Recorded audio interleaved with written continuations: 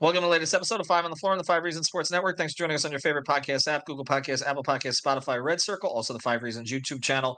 Make sure you hit like, subscribe, turn the notifications on. Also, check out Off the Floor. That's our new Discord server.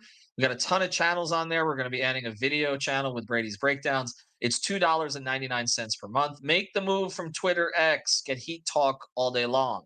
Check us out on Off the Floor. Also, check out the great sponsors in the Five Reasons Sports Network. Includes our friends over at Better Edge. That's with an O, betteredge.com. Use the code 5RSN and get the web app.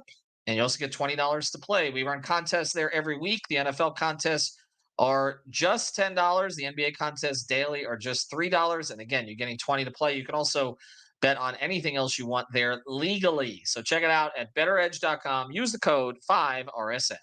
And now, today's episode. Down the Biscayne. Yikes. Five on the floor. Ride for my dogs. Where here's the thing. You can check the score. Hustle hard, couple scars, wearing bubble frogs. Just like Butler said, you in trouble, y'all. Kept the floor playing. Got it all band. Y'all seen the block. Stop with one hand. And Pat we trust. It's power, have the guts. We're here to bring the heat. Y'all can hang it up. Welcome to Five on the Floor, a daily insider show on the Miami Heat and the NBA, featuring Ethan Skolnick, Greg Sylvander, and Alex Toledo, plus others from the Five Reasons Sports Network. All right, welcome back to Five on the Floor. Here's today's floor plan. I'm Ethan Skolnick. You can follow me at Ethan J. Skolnick and at Five Reasons Sports. I got Greg Sylvander. You can follow me at Greg Sylvander. Make sure you check out our last episode on Jaime Jaquez and where he may ultimately fall among rookies in Heat history. We had some fun with that one.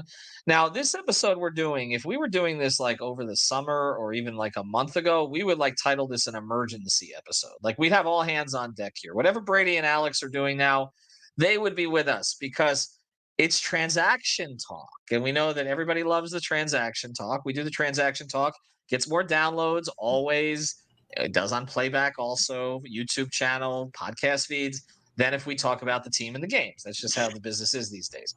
But we're not in this place right now at all. And I think it's because there's more comfort with the current team among us, but also I think among some of the fan base now that we're seeing some things come to fruition. Like Jaime Jaquez is really good and can contribute in a big way immediately. And Josh Richardson looks a whole lot better over the past couple of weeks. It looks like he's fitting into a role. And Kevin Love is kind of plugged in as the backup center now, which is probably where he should be. And Haywood Highsmith has at least become a functional four defensively for them. So that's good. And Caleb Martin looks better than he did. And Tyler Hero is coming back. And Duncan Robinson looks like a new man.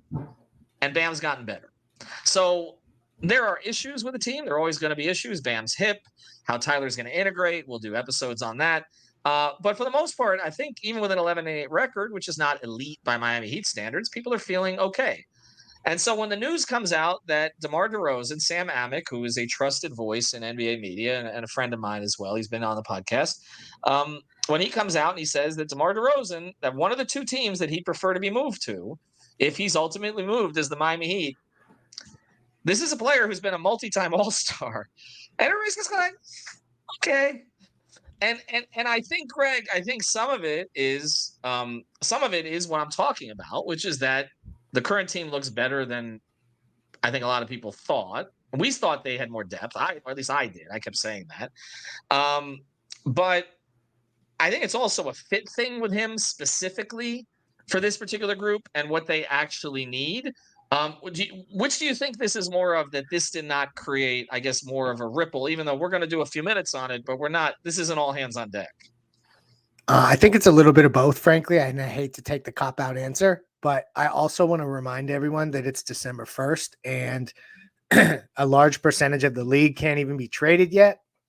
So the activity has not cranked up, and it's also not February yet. And I think that ultimately, as much as Heat fans feel good about this, and they're only 3.5 games out of the first seed, I will say this for the NBA and what they've done, the parity that's been created throughout the league has made it a situation where 20 games in, the Heat evaluate, and any other year that you evaluate 20 games in and you're 3.5 games out of the 1 seed, you're doing fine. And you're not looking to shake things up considerably.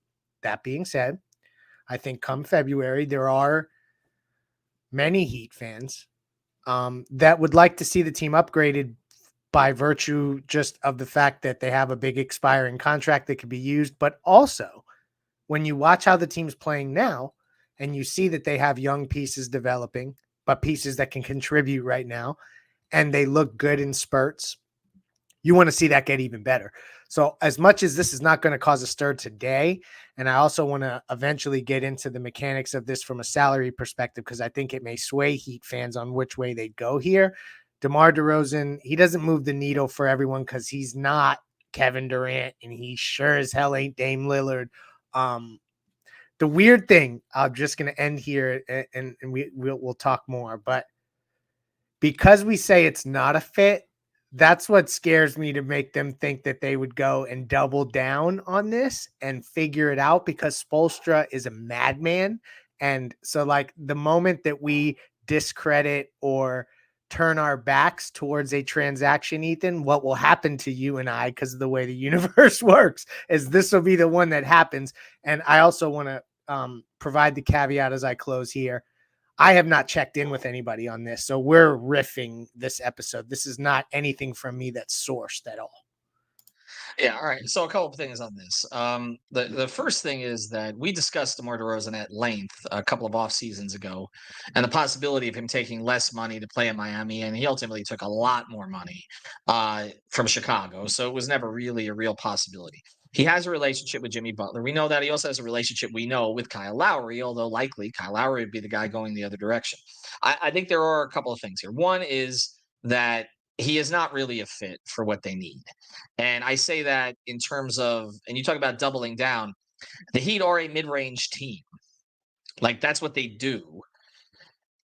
They don't need another. They've got Jimmy in the mid-range. They got Bam in the mid-range. They got Tyler trying to get into the mid-range a lot of the time. DeMar DeRozan is a mid-range specialist. He is elite at the mid-range, at least in the regular season.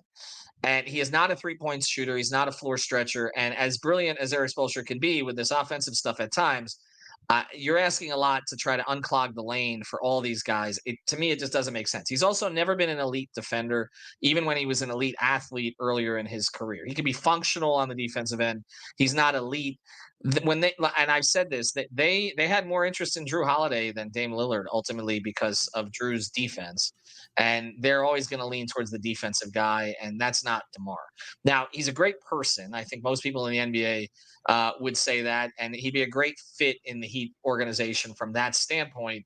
But it just seems like an accessory to me. It doesn't seem like a need in any way. And the other thing about this is he would be traded for his buddy Kyle Lowry. That's not a big deal in that sense. But the Heat need a point guard. You're right. You have Kyle, right? How about we can talk about their needs, and they're getting by, and they did the other night with Jaquez and Josh Richardson, all the rest of this. But you're going to go point guard lists, or are you getting Caruso or somebody else back in this trade? There you go. I said this earlier, and I'm just going to keep saying it today because I like saying it, and I've just had to deal with a bunch of Black Friday shopping and stuff like that. Can we get like a buy Caruso, get DeRozan free type of scenario? Because Caruso would work out great for Miami, plug and play guy. And then this is the other part of it, and we're keeping this pod short, so I'm throwing it out there now. Screw waiting. Right now, if you were to take Caruso and DeRozan's salary, and you were to take Kyle Lowry and let's say Nikola Jovic's salary, that's still $6 million short of adding up. And although the trade could functionally take place, it would take the Heat into the second apron. Do you think the Heat are going into the second apron for this trade? Not for him. Correct. So if you want to match salaries, thing, Greg, it's a. Do you want to lose all the vehicles that will be taken away in the second apron for a guy who again is a double down and an accessory player? I don't. It doesn't make it. If you got a star level point guard or even like a point guard closer to his prime, who's a B+ player, yes, that's a conversation. And then I also would be willing to maybe give up the first round pick or give up on Jovic's future for that, even though the Heat have drafted so well with their first round picks recently. But not for a mid range specialist. I don't get it. And here's the big but that'll close the picture. It's funny with me going into a Lowry talk. It's going to be Lowry Jovic, but to match salaries, the Heat would likely, because it's the only salary in the range that makes this work, folks. Caleb Martin, correct. So then you have to ask yourself, DeMar for Caleb, is that an upgrade? And Caruso for Lowry, is that an upgrade? Question mark. Okay, well, I mean, most casual or non-casual fans would say DeMar DeRozan for Caleb Martin is an upgrade on the offensive end for sure. And there's also the contractual issue with what is DeMar's contractual expiring situation? Just like Kyle. Right. Okay. So okay.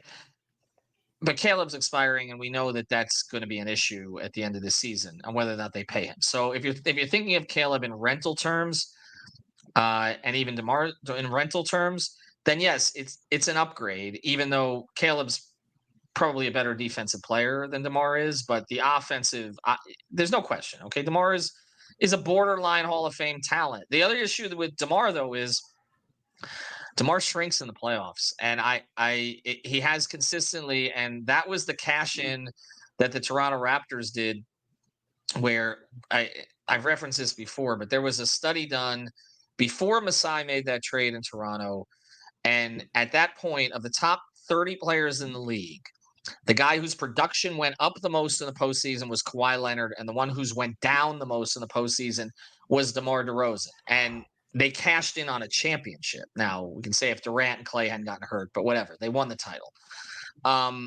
So I don't know, again, that this elevates you. If you ended up in the playoffs with him and Jimmy, you're still going to lean towards Jimmy, and you're just stunting, I think, Tyler's growth here, and also, to a certain degree, Bam's. So again, it's a luxury item. And I think it speaks to where they're at, which is that I feel pretty good about this team. I just think they need to fortify the point guard position. So on the other side of this, I want to mention, we're going to mention a sponsor here. And on the other side of this, I want to get to that conversation, because to me, the only thing that you're going to burn an asset for right now is somebody who can handle the ball down the stretch for you, because that has been a problem. When Kyle's on the floor, sometimes it's a problem, but usually not. When he's not on the floor, because you can't hide him defensively or somebody else is playing at a higher level, they have trouble organizing offense. And to me, if you got a B+ point guard option for the end of games, that's what I would cash in for, not DeMar DeRozan. Anyway. Touchdown dances, Sunday tailgates, and epic fantasy showdowns. But fellas, let's not forget the real MVP of the season, introducing the all-new Beard Hedger Pro Kit by Manscaped, your ultimate luxury beard grooming experience. This kit is your secret weapon for staying sharp on and off the field. Don't fumble this opportunity. Head to manscaped.com and elevate your grooming game with the Beard Hedger Pro Kit. Join the 9 million men worldwide who trust Manscaped. You heard that right. 9 million men, or 109 MetLife stadiums. We shouldn't be talking about New York. So go to manscaped.com. It's not even New York, it's New Jersey. Go to manscaped.com and get 20% off and free shipping with the code 5RSN. Again, 20% off and free shipping with the code 5RSN. Your grass is not artificial. Keep it shaved with Manscaped. I feel like I need to redo that, because we really shouldn't mention MetLife Stadium after what it did to Jalen Phillips, but that's a whole nother story. I mean, do you agree with that? Like, would you... we're having this conversation with Eternal on Playback last night, and everybody should check out Playback, because you can watch the games with us, and we do off-day stuff there as well, and it's just a really cool. If you're on Twitter Spaces, you should be on Playback. It's just much better, and it's free, so download the Playback app. But and he's talking about how they need another 5. No way. I'm like, I'm not. He's like, trade a second-round pick to upgrade at the 5, and I'm like, okay, look, I'm down on Thomas Bryant at this point also, because I think we're seeing why there was an expiration on him in other places. But to me, you can plug in Orlando Robinson for a few minutes and you're fine. Like, none of those guys are going to play much in the playoffs anyway. If you get Kevin to the finish line, Kevin's your backup 5, and he's going to play 15 minutes. He's not going to close, but he'll give you, he'll give you smart play in those stretches. I think as long as he's healthy and Bam's healthy, which right now he isn't, but you're hopeful he will be long term, that you're okay there. I'm not cashing in a chip if I'm the Heat for another big. I'm not cashing it in for another mid-range wing. There's one thing this team needs, in my view. They need another ball handler who can also guard at the point of attack. That's it. Like, that. This is not. We've had discussions about other teams in the past, and they might need this. This team has a clear deficiency. They did before Drew Smith got hurt, and R.J. Hampton got hurt, and now they really do. And if you're going to upgrade, if you're going to trade Kyle, you better get a point guard back who's better right now. Like that's the way that I view it. And Caruso would be better, but there's also a part of me, like, forgive me, because this is probably going to come back to bite me in the ass, but like, when did Alex Caruso make some deep playoff run as a starting point guard? Did I miss that along the way? Like, and maybe it happened because I go to Well, he sleep wasn't a sometimes for starting the point West guard. Coast The games. Lakers 2020 team, who was their point guard? The Rajon bubble Rondo, champions. wasn't it? I mean, Rondo was playing a lot of the big minutes, right? Like Caruso played a lot of minutes, He but was he did. their He point did. guard? I mean, I see, LeBron is their point guard, correct. right? And Like, so, like, when I think of prototypical point guard, he isn't really that guy. He also doesn't maybe necessarily give enough of the rim pressure that I'm looking for from the next guard that they acquire. However, it's an upgrade over Kyle, I think. Although right now Kyle has the offense humming in a way that, like, we don't want to mess with anything at the moment. But in February, you could be most Heat fans will probably be talked into Caruso for Lowry, just based off the fact that Caruso is known throughout the NBA as one of the best defenders on the, in the league. So that will help in itself. But that's really the only scenario, and you'd be sacrificing Caleb. And the other piece is, just to clear this up, would be Jovic, and would be probably like a 2029 first round pick, something way out in the distance is what I would imagine.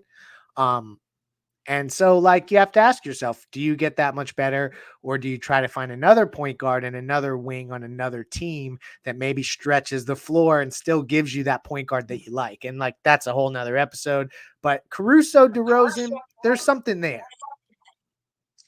To me, it's Tyus Jones or Monte Morris. That's more the conversation for me. It's not even Sexton, although defensively he would give you that. Utah, does look like they're pivoting towards more of a tank again.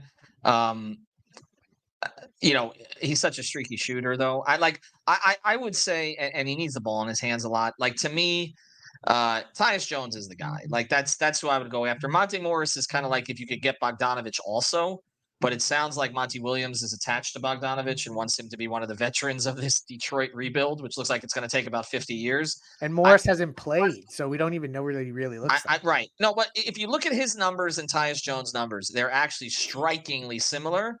They're both sort of mid to high 30% from three on good volume. They both can defend. They both can distribute. They're both quick guards. That's kind of what they need, honestly. Like, and obviously it would be more of a bridge into the future. They need a guy kind of like Gabe, honestly, like who, but they maybe more consistent than Gabe, right? I mean, they just need a guy who can occasionally get them into offense, although that wasn't really Gabe's forte, but can have an occasional game and can guard the point of attack. It's not a complicated thing. I think DeMar DeRozan is more complicated. Caruso is a really good idea in theory. If this team didn't have so many good defenders out on the wing, I would say yes, he's obviously an excellent point of attack defender too. I like Alex Caruso as a player a lot. He would probably play in the closing minutes a lot of the time, which is kind of how the Heat judge their players. But you giving up a first? I don't know. I don't. It's to me it's dicey because again I'm seeing what the Heat are doing with their first round picks and I'm like, you want to give up a shot at another Jaime Jaquez with the way that this organization has scouted lately for Alex Caruso? Like, again, Tyus Jones with his quickness level, that kind of stuff, his ability to set up the offense, and to me the best endorsement for Tyus Jones is what's happened to Memphis this season.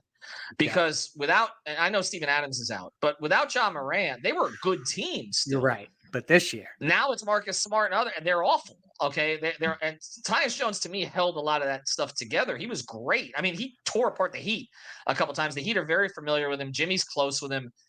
That's the guy. You want to give up a first round pick? And Gabe. I don't know about first round pick, but his salary range and the familiarity and the fact that he's not contributing in LA, partly because he's been injured. You know how those weird things circle back to guys? Don't sleep on that Gabe Vincent idea. Well, I think Gabe was, again, we know that they weren't happy about the offer and the Heat will push back on it and all that. And they had a value on him and, but they weren't happy. We knew they weren't going to be happy. They his camp signaled that to us during the season. They were expecting not to get the offer they wanted. But I don't think Gabe burned bridges. So I don't feel like there wasn't anything nasty that came out of. There was some stuff that some Heat fans took out of context, I thought, but they could circle back to him. But he would be fine. Tyus Jones would be better, but he would be fine. But I don't think that, again, if you're going to make a move, it's for a point guard. Again, set up the offense and be a bulldog at the point of attack. That's so that you don't have to switch everything. That's where I'm at with it. DeMar DeRozan is a nice story from 2020 for this team. This is not a need right now. All right, thanks to our sponsors, manscaped.com. Use code 5RSN. I'll recut that ad. Better Edge, 5RSN as well. Get $20. Have a good day. Thank you for listening to the 5 on the Floor on the 5 Reasons Sports Network. After all, someone needs to listen to my dad.